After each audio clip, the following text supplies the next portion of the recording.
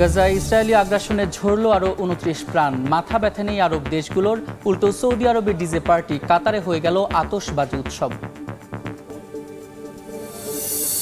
যুক্তরাষ্ট্রের সঙ্গে পরমাণু আলোচনার আগেই জাতিসংঘ পর্যবেক্ষকদের বহিষ্কারের হুমকি তেহরানের।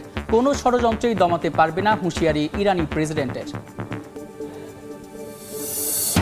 যুক্তরাষ্ট্র ও চীন পাল্টাপাল্টি শুল্ক আরোপে টালমাটাল বিশ্ববাজার। বাণিজ্য যুদ্ধ থামাতে চুক্তিতে আগ্রহী ট্রাম্প। আলোচনার দরজা খোলা থাকলেও লড়াই চলবে বলছে বেইজিং। নিউ ইয়র্কের সৌন্দর্য দেখতে গিয়ে হাডসন নদীতে বিধ্বস্ত হেলিকপ্টার। একই পরিবারের ৫ জন নিহত, প্রাণ গেছে পাইলটেরও। দুর্ঘটনার কারণ খতিয়ে দেখছে কর্তৃপক্ষ।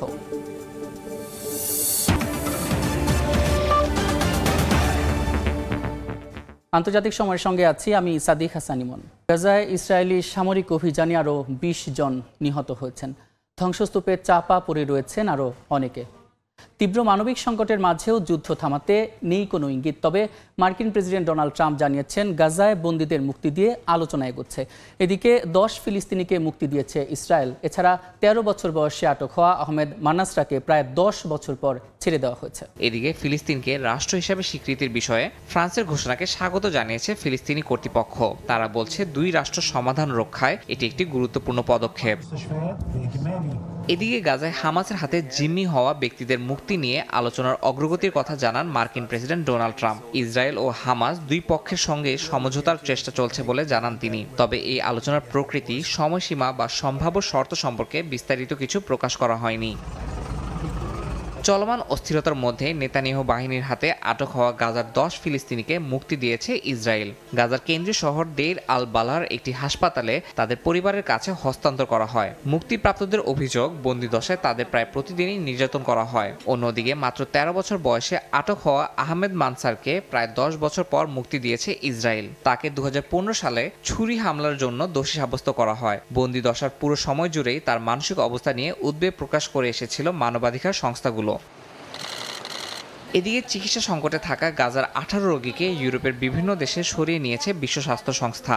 চলমান যুদ্ধের কারণে সংকটাপন্ন রোগীদের বিদেশে চিকিৎসা নেওয়া ছাড়া আর কোনো উপায় নেই বলে জানিয়েছে সংস্থাটি। মাল্টা, নরওয়ে, লুক্সেমবার্গ ও রোমানিয়ায় তাদের উন্নত চিকিৎসার জন্য পাঠানো হয়েছে। তবে এখনও গাজায় ১০,০০০-এর বেশি রোগী রয়েছেন যাদের অবস্থা আশঙ্কাজনক এবং দ্রুত চিকিৎসা সহায়তা প্রয়োজন বলে জানিয়েছে সংস্থাটি। ইয়াসিন মোহাম্মদ জিসান, সময় সংবাদ। গাজায় ইসরায়েলি বর্বরতায় আরব দেশগুলোর ভূমিকা নিয়ে সমালোচনার মধ্যেই সৌদি আরবে আয়োজন করা হয়েছে ডিজে পার্টির। পবিত্র মদিনা শহরের খুব কাছেই এই আয়োজন করা হয়, যা নিয়ে ক্ষোভ প্রকাশ করেছেন নেটিজেনরা। এর আগে চলতি মাসেই আতশবাজির উৎসব হয় কাতারেও।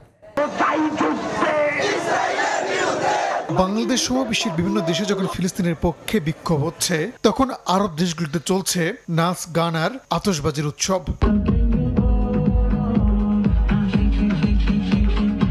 চলতি সপ্তাহে সৌদি আরবের আল উলার জাবাল আল ফিলে আয়োজন করা হয় ডিজে পার্টির। বিখ্যাত এলিফ্যান্ট রকের সামনে পাশ্চাত্য সুরে রাতভর নাচ গানে মেতে ওঠে তরুণ তরুণীরা, যা এরই মধ্যে সমালোচনার জন্ম দিয়েছে। সামাজিক মাধ্যমে ক্ষোভ প্রকাশ করছেন নেটিজেনরা। এর আগে চলতি মাসে উৎসবের আলোয় আলোকিত হয় কাতারের আকাশ। ইসরায়েলি বোমার আঘাতে যখন ফিলিস্তিন জ্বলছে, ঠিক তখন আতশবাজি প্রদর্শনে কোটি কোটি টাকা খরচ করেছে দেশটি। লুসাইল শহরের উৎসবে অ্যাক্রোব্যাটিক শো, আতশবাজি ও রাতের আকাশে ড্রোনের সাহায্যে বিভিন্ন আলোর খেলা দেখানো হয়। রাহানুল রানা, সময় সংবাদ। যুক্তরাষ্ট্রের সঙ্গে পরমাণু আলোচনার আগ মুহূর্তে জাতিসংঘ পর্যবেক্ষকদের বহিষ্কারের হুমকি দিল ইরান। কোনো ষড়যন্ত্রই দেশটিকে দমাতে পারবে না বলে সাফ জানালেন প্রেসিডেন্ট মাসুদ পেজেশকিয়ান। ডোনাল্ড ট্রাম্পের সামরিক পদক্ষেপের হুমকির জবাবে আগ্রাসীরা ফেরাউনের মতো সমুদ্রে ডুববে বলে পাল্টা হুঁশিয়ারি দিয়েছে তেহরান।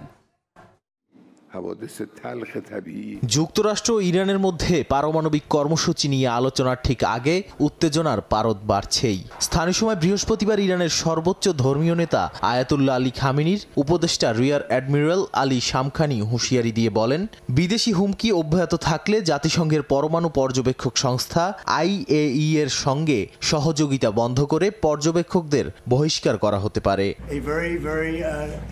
এর আগে আলোচনায় সমাধান না এলে ইরানের ইরানের বিরুদ্ধে সামরিক পদক্ষেপ নেয়ার হুমকি দেন মার্কিন প্রেসিডেন্ট ডোনাল্ড ট্রাম্প। এমন বক্তব্যকে সরাসরি আগ্রাসনের পূর্বাভাস হিসেবে দেখছে তেহরান। পাল্টা জবাবে ইরানের নৌপ্রধান বলেন, যারা হামলার চেষ্টা করবে ফিরাউনের মতো তাদের সমুদ্রে ডুবিয়ে দেয়া হবে। এছাড়া দেশটির প্রেসিডেন্ট মাসুদ পেজেশকিয়ান ইসরায়েল ও পশ্চিমাদের সমালোচনা করে বলেন, কোনো ষড়যন্ত্রই ইরানকে দমিয়ে রাখতে পারবে না। তেহরানের উন্নয়নের পথে কেউ বাধা হতে পারবে না। তেহরান শুরু থেকেই বলে আসছে তারা পরমাণু অস্ত্র তৈরির চেষ্টা করছে না। তবুও ওয়াশিংটন একের পর এক নিষেধাজ্ঞা আরোপ করছে। এবার তাদের কূটনীতির টেবিলে বসানো হলেও চারপাশে বাজছে যুদ্ধের দামামা। আলোচনা শান্তির দিকে যাবে নাকি সংঘাতের দিকে, তা ওমানেই নির্ধারণ হতে পারে বলে মনে করছেন বিশ্লেষকরা। নাদিম মারজান, সময় সংবাদ। নতুন আরোপিত শুল্কসহ চীনের ওপর যুক্তরাষ্ট্রের শুল্কের মোট হার এখন দাঁড়িয়েছে 145%। পাল্টা পদক্ষেপ হিসেবে চীন আরোপ করেছে 84% ট্যারিফ। চলমান বাণিজ্য যুদ্ধ থামাতে চীনের সঙ্গে চুক্তি করতে আগ্রহী বলে জানিয়েছেন মার্কিন প্রেসিডেন্ট ডোনাল্ড ট্রাম্প। এদিকে পাল্টাপাল্টি শুল্ক আরোপের সরাসরি প্রভাব পড়ছে বিশ্ববাজারে, বিশেষ করে প্রযুক্তি খাতে। আরও তীব্র রূপ নিয়েছে যুক্তরাষ্ট্র ও চীনের বাণিজ্য যুদ্ধ। আগের 20% ফেন্টালিন সম্পর্কিত শুল্ক সহ চীনের ওপর মোট শুল্কের হার এখন 145%। স্থানীয় সময় বৃহস্পতিবার একথা জানিয়েছে হোয়াইট হাউস। এর মধ্যে দেশটির ওপর নতুনভাবে আরোপিত শুল্ক 125%। পাল্টা হিসেবে যুক্তরাষ্ট্রের পণ্যে 84% শুল্ক বসিয়েছে চীন। এই বাণিজ্য যুদ্ধের মধ্যেই চীনের সঙ্গে বাণিজ্য চুক্তি করতে আগ্রহের কথা জানিয়েছেন মার্কিন প্রেসিডেন্ট ডোনাল্ড ট্রাম্প। স্থানীয় সময় বৃহস্পতিবার মন্ত্রিসভার বৈঠকে সাংবাদিকদের সামনে এ আগ্রহ জানান তিনি। এদিকে চীন জানায় যুক্তরাষ্ট্র নিজেদের সুবিধার জন্য শুল্ককে অস্ত্র হিসেবে ব্যবহার করছে। তবে এ নিয়ে সংলাপের দরজা এখনো খোলা বলে জানিয়েছে চীনের বাণিজ্য মন্ত্রণালয়। কিন্তু প্রয়োজনে শেষ পর্যন্ত লড়বে বলেও জানিয়ে দিয়েছে বেইজিং। দুই দেশের এই পাল্টাপাল্টি পদক্ষেপ বড় ধরনের চাপ সৃষ্টি করছে বৈশ্বিক বাণিজ্যে। বিশেষ করে মার্কিন শেয়ার বাজারে এর প্রভাব স্পষ্ট। বেকায়দায় পড়তে যাচ্ছে প্রযুক্তি খাত। বিশেষ করে অ্যামাজন ও অ্যাপলের মতো কোম্পানিগুলোর শেয়ার এক পর্যায়ে 7% পর্যন্ত পড়ে গেছে। বাজারে অস্থিরতা বৃদ্ধির পাশাপাশি অনিশ্চয়তা দেখা দিয়েছে বিনিয়োগকারীদের মধ্যে।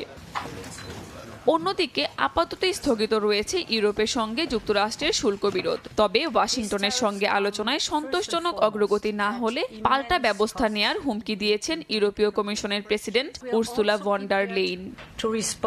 কাকুলি আখতার, সময় সংবাদ। মন থেকেই বাংলাদেশ সহ বিশ্বের 75টির বেশি দেশের জন্য 90 দিন শুল্ক স্থগিতের ঘোষণা দেওয়া হয়েছে বলে দাবি মার্কিন প্রেসিডেন্ট ডোনাল্ড ট্রাম্পের। এ নিয়ে সামাজিক যোগাযোগ মাধ্যম ট্রুথ সোশ্যালেও পোস্ট দেন তিনি। তবে মার্কিন সিনেটরদের ধারণা, অন্যান্য দেশের পাল্টা শুল্ক আরোপ, আইন প্রণেতাদের উদ্বেগ, শেয়ার বাজারের প্রভাব, এসব কিছুই এই শুল্ক স্থগিতের সিদ্ধান্তের মূল কারণ। এক প্রতিবেদনে এমন তথ্য জানিয়েছে মার্কিন গণমাধ্যম ওয়াশিংটন পোস্ট। বেশ কয়েকদিন ধরেই বিভিন্ন গণমাধ্যমের শিরোনামে জায়গা পেয়েছে মার্কিন প্রেসিডেন্ট ডোনাল্ড ট্রাম্পের শুল্ক আরোপ ইস্যু। এরপর হঠাৎ করে 9 এপ্রিল বাংলাদেশ সহ বিশ্বের 75টি দেশে 90 দিনের জন্য শুল্ক স্থগিতের ঘোষণা দেন তিনি। চীনের সঙ্গে বাণিজ্য যুদ্ধ আরও উত্তপ্ত করে তুললেও অন্যান্য দেশের জন্য স্বস্তির বার্তা নিয়ে আসে ওই ঘোষণা। এমন আকস্মিক পরিবর্তনে পুঁজিবাজারের সূচকেও বড় ধরনের উত্থান ঘটে। মাত্র এক সপ্তাহ আগে নেওয়া শুল্কনীতি পরিবর্তনের ঘোষণা দিয়ে ডোনাল্ড ট্রাম্প বলেন, মানুষ এটিকে অর্থনীতির ইতিহাসে সবচেয়ে বড় দিন হিসেবে আখ্যায়িত করছে। কয়েকদিন ধরেই তিনি নিজের মত বদলানোর কথা ভাবছিলেন। একসময় দ্রুত এ সংক্রান্ত পরিকল্পনা লিখে ফেলা হয়। এ সিদ্ধান্তে কোনো আইনজীবীর প্রয়োজন পড়েনি। এটি হৃদয় থেকে লেখা হয়েছে বলেও জানান ট্রাম্প। চূড়ান্ত সিদ্ধান্ত ঘোষণার আগে গত মঙ্গলবার রাতে ফক্স নিউজের একটি অনুষ্ঠানে অংশ নেন ট্রাম্প। ওয়াশিংটন পোস্টের প্রতিবেদন অনুযায়ী শন হ্যাটির ওই অনুষ্ঠানের এক পর্যায়ে সিনেটর জন নিলি কেনেডি শুল্ক নিয়ে প্রেসিডেন্টের সঙ্গে সরাসরি কথা বলতে উপস্থাপকের কাছ থেকে বেশ কিছু সময় চান। এ সময় একদল রিপাবলিকান সিনেটরের সঙ্গে প্রায় ঘণ্টাব্যাপী ফোন আলাপ করেন ট্রাম্প। এ সময় বিশ্ববাজারে অস্থিরতা ও বিশ্বজুড়ে ক্রমবর্ধমান মন্দা নিয়ে উদ্বেগ প্রকাশ করেন সিনেটররা। এরপর আরো কয়েকজন সিনেটরের সঙ্গে আলোচনা করেন ট্রাম্প। সিনেটররা ট্রাম্পকে শুল্কের ক্ষেত্রে প্রশাসনের সামনে দুটি পথ খোলা রয়েছে বলে জানান। এর একটি অন্য দেশকে শুল্ক কমাতে রাজি করানোর জন্য আরো পাল্টা শুল্ক আরোপ, অন্যটি গত সপ্তাহে ঘোষিত শুল্ক বহাল রাখা। সিনেটরদের ধারণা, এই কথোপকথন ট্রাম্পকে শুল্ক স্থগিতের সিদ্ধান্ত নিতে প্রভাবিত করেছে। মৌসুমী সাথী, সময় সংবাদ। নিউ ইয়র্কে একটি যাত্রীবাহী হেলিকপ্টার বিধ্বস্ত হয়ে 3 শিশুসহ 6 জন নিহত হয়েছেন। স্থানীয় সময় বৃহস্পতিবার বিকেলে হাডসন নদীতে এই দুর্ঘটনা ঘটে। নিহতদের মধ্যে একজন পাইলট এবং বাকিরা স্পেন থেকে আসা একই পরিবারের সদস্য। নিউ ইয়র্ক থেকে হাসানুজ্জামান সাকির রিপোর্ট। নিউ ইয়র্কের দুটি নদী হাডসন ও ইস্ট রিভারে হেলিকপ্টার ভ্রমণ পর্যটকদের কাছে খুবই জনপ্রিয়। এই রাইডের মাধ্যমে বিশাল বিশাল অট্টালিকা, আইকনিক স্ট্যাচু অব লিবার্টি ও ওয়ার্ল্ড ট্রেড সেন্টার সহ নিউ ইয়র্কের নান্দনিক সৌন্দর্য ভ্রমণ পিপাসুদের কাছে ধরা পড়ে। বৃহস্পতিবার স্পেন থেকে আসা 5 সদস্যের একটি পরিবার সেই রকমই একটি হেলিকপ্টার রাইডে বেরিয়েছিলেন, কিন্তু ভাগ্যের নির্মম পরিহাস, 15-20 মিনিট ধরে ওড়ার পর হঠাৎ হেলিকপ্টারটি হাডসন রিভারে বিধ্বস্ত হয়। মারা যান 3 শিশুসহ 5 সদস্যের পরিবারের সবাই। মারা গেছেন পাইলটও। 6 জন ভুক্তভোগীকেই পানির মধ্যে থেকে উদ্ধার করা হয়েছে। দুঃখজনকভাবে 6 জনকেই মৃত ঘোষণা করা হয়েছে। আমরা তাদের পরিবারের জন্য প্রার্থনা করছি। উদ্ধারকর্মীদের সাহস ও নিষ্ঠার জন্য তাদের প্রতি কৃতজ্ঞতা প্রকাশ করছি। পুলিশ জানায় পিয়ার 40 নদীর ঘাটে এ দুর্ঘটনা ঘটে। ফ্লাইং ট্র্যাকিং সাইট ফ্লাইট রাডারের তথ্য বিশ্লেষণ করে দেখা গেছে হেলিকপ্টারটি প্রায় 16 মিনিট ধরে উড়েছিল এবং তারপর হঠাৎ নদীর পানিতে আছড়ে পড়ে। ঘটনাস্থলেই 6 জনের মৃত্যু হয়। ফেডারেল এভিয়েশন অ্যাডমিনিস্ট্রেশনের রেকর্ড বলছে 2004 সালে নির্মিত হেলিকপ্টারটির 2029 সাল পর্যন্ত বিমান চলাচলের যোগ্যতার সার্টিফিকেট ছিল। তবে কী কারণে এই দুর্ঘটনা ঘটেছে তা খতিয়ে দেখছে কর্তৃপক্ষ। হাসানুজ্জামান সাকি, সময় সংবাদ। আন্তর্জাতিক সময়ে এ পর্যায়ে দেশের খবর। বর্ষবরণ অনুষ্ঠানের বিস্তারিত জানাতে ছায়ানটের সংবাদ সম্মেলন চলছে, সরাসরি যাচ্ছি সেখানে। মানবিক অবক্ষয় থেকে জাতি মুক্ত হয়ে যেন স্বস্তি জীবন চলতে পারে সে প্রার্থনা অভিযান করতে চাই আমরা। আপনাদের সকলকে ছায়ানটের পক্ষ থেকে অনেক অনেক অনেক ধন্যবাদ।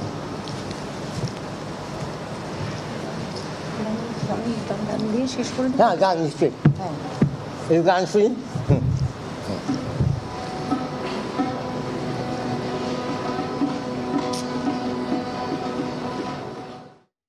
সরাসরি ছিলাম ছায়ানটের সংবাদ সম্মেলনে।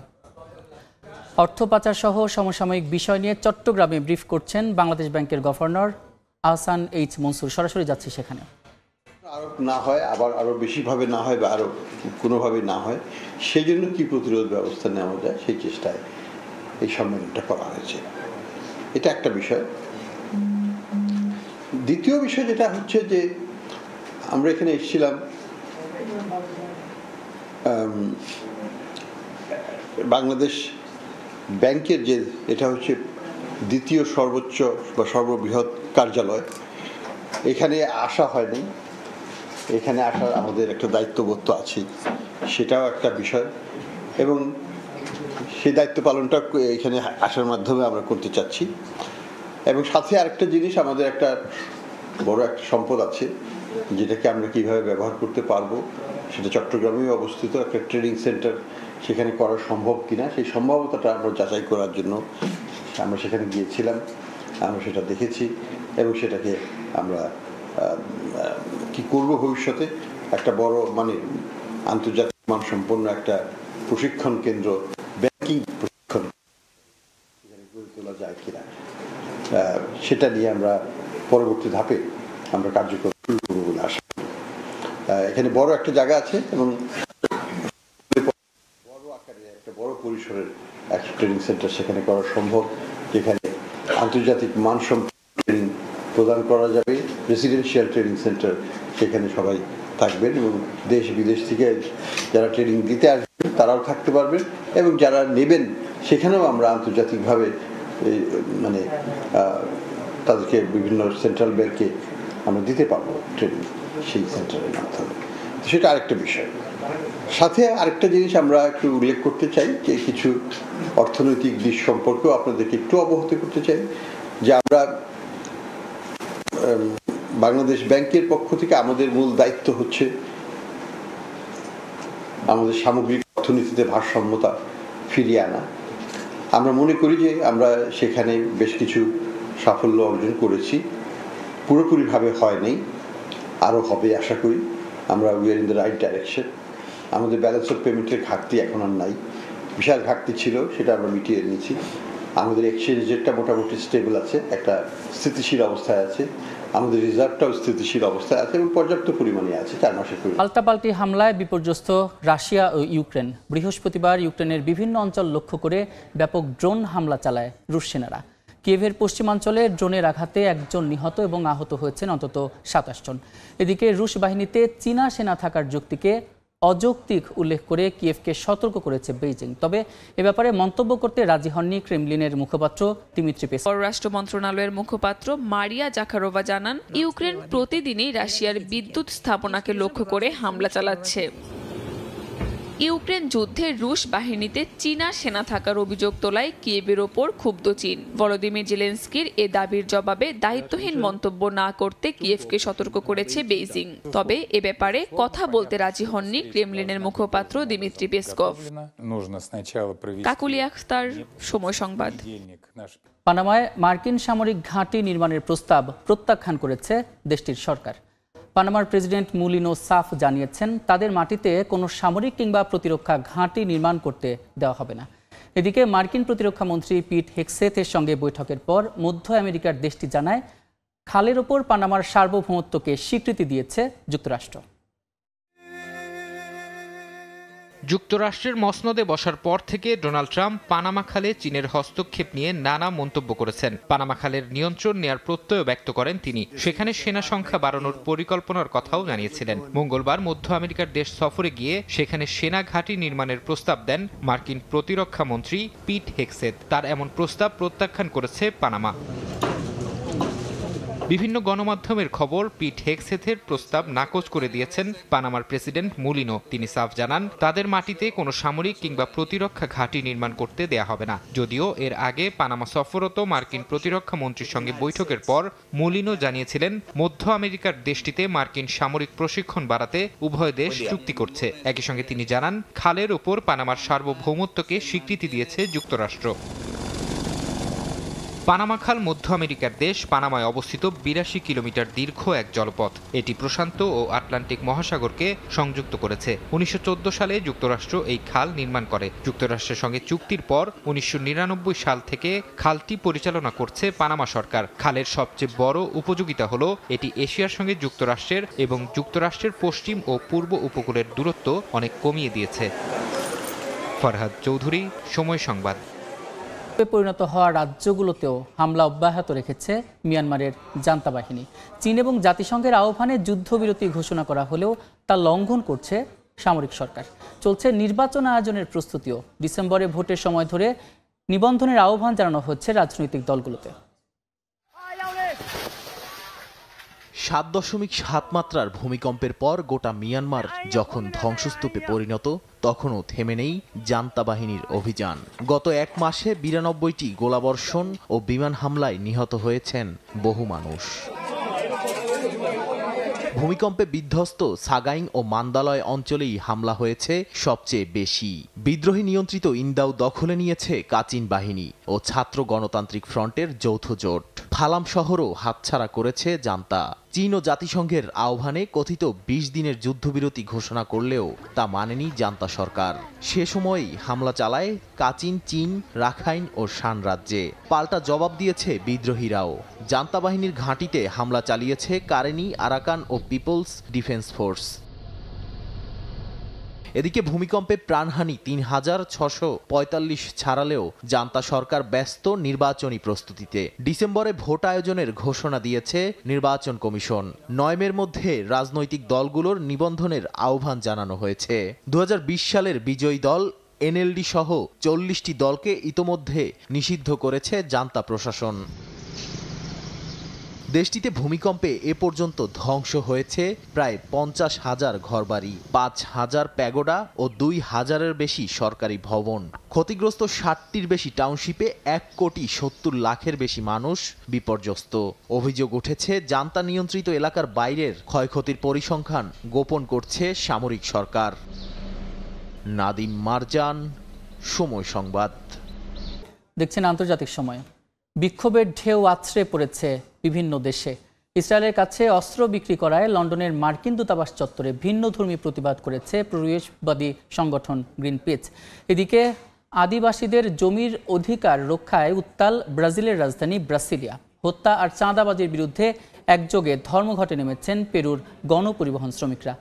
অন্যদিকে আর্জেন্টিনায় বৃহত্তম শ্রমিক ইউনিয়নের ডাকে চলছে 24 ঘন্টার ধর্মঘট। লন্ডনে মার্কিন দূতাবাস চত্বরে রক্তরঙা প্রতিবাদ, তৈরি হয় নাটকীয় পরিবেশ। পরিবেশবাদী সংগঠন গ্রিনপিসের 6 কর্মী সাইকেল চালকের ছদ্মবেশে প্রবেশ করে দূতাবাস চত্বরের পুকুরে ঢেলে দেয় 300 লিটার রক্তের মতো লাল রং। ইসরায়েলের কাছে অস্ত্র বিক্রির প্রতিবাদ স্বরূপ এই পদক্ষেপ নেন তারা। পরিকল্পিতভাবে সরকারি সম্পত্তি ক্ষতির চেষ্টায় সবাইকে গ্রেপ্তার করেছে পুলিশ। তবে সংগঠনের সদস্যরা বলছেন এই রং সম্পূর্ণ পরিবেশ বান্ধব এবং কয়েক ঘন্টার মধ্যেই পরিষ্কার হয়ে যাবে।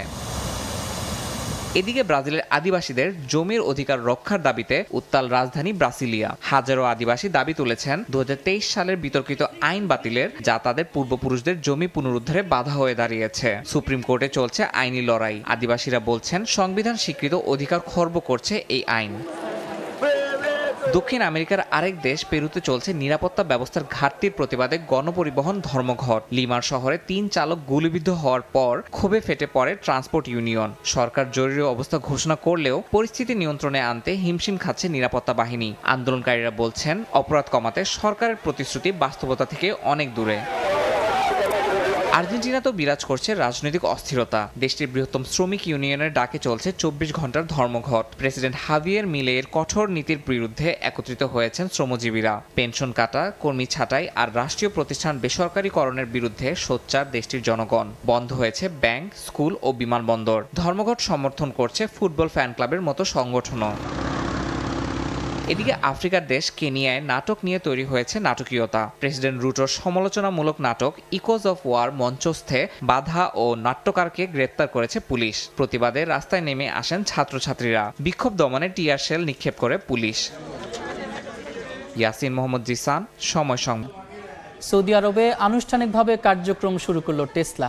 দেশটির বৈদ্যুতিক গাড়ির নীতিতে এটি বড় পরিবর্তনের ইঙ্গিত। সৌদি সরকার ইলন মাস্কের সঙ্গে সম্পর্ক জোড়া লাগিয়ে ভবিষ্যতের প্রযুক্তিতে এগিয়ে যাচ্ছে।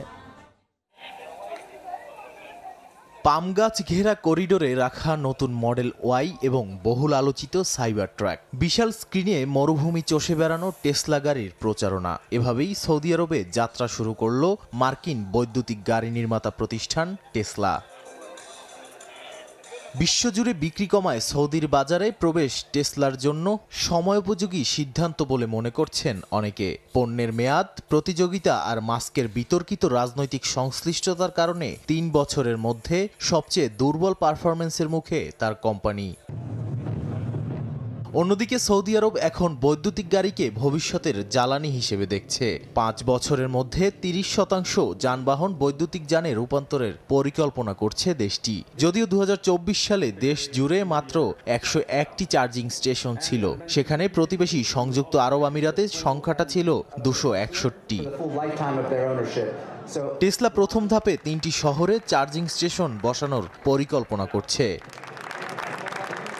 টেসলা প্রথম ধাপে 3টি শহরের চার্জিং স্টেশন বসানোর পরিকল্পনা করেছে। অনলাইন অর্ডার, শপিং মলে পপ আপ স্টোর আর সার্ভিস সেন্টারও চালু হবে বলে জানিয়েছেন স্থানীয় কর্মকর্তারা। প্রায় 1 দশক আগেও সৌদির সার্বভৌম বিনিয়োগ তহবিলের সঙ্গে দ্বন্দ্বে জড়ান ইলন মাস্ক। তবে ট্রাম্প প্রশাসনে মাস্কের উচ্চাভিলাষী ভূমিকার পর দুই পক্ষের সম্পর্ক উন্নত হয়। ট্রাম্পও আসন্ন সফরে সৌদি আরব যাচ্ছেন। এতে নতুন মোড় নিতে পারে ওয়াশিংটন রিয়াদের প্রযুক্তি সম্পর্ক বলে ধারণা করা হচ্ছে। নাদিম মারজান, সময় সংবাদ। আন্তর্জাতিক সময়ের শীর্ষ সংবাদগুলো জানিয়ে দিচ্ছে আরেকবার। গাজা ইসরায়েলি আগ্রাসনে ঝরল আরও 29 প্রাণ। মাথা ব্যথা নিয়ে আরব দেশগুলোর, উল্টো সৌদি আরবের ডিজে পার্টি কাতারে হয়ে গেল আতশবাজি উৎসব। যুক্তরাষ্ট্রের সঙ্গে পরমাণু আলোচনার আগেই জাতিসংঘ পর্যবেক্ষকদের বহিষ্কারের হুমকি তেহরানের। কোনো ষড়যন্ত্রই দমাতে পারবে না, হুঁশিয়ারি ইরানি প্রেসিডেন্টের। এবং যুক্তরাষ্ট্র চীন পাল্টাপাল্টি শুল্ক আরোপে টালমাটাল বিশ্ববাজার। বাণিজ্য যুদ্ধ থামাতে চুক্তিতে আগ্রহী ট্রাম্প। আলোচনার দরজা খোলা থাকলেও লড়াই চলবে, বলছে বেইজিং।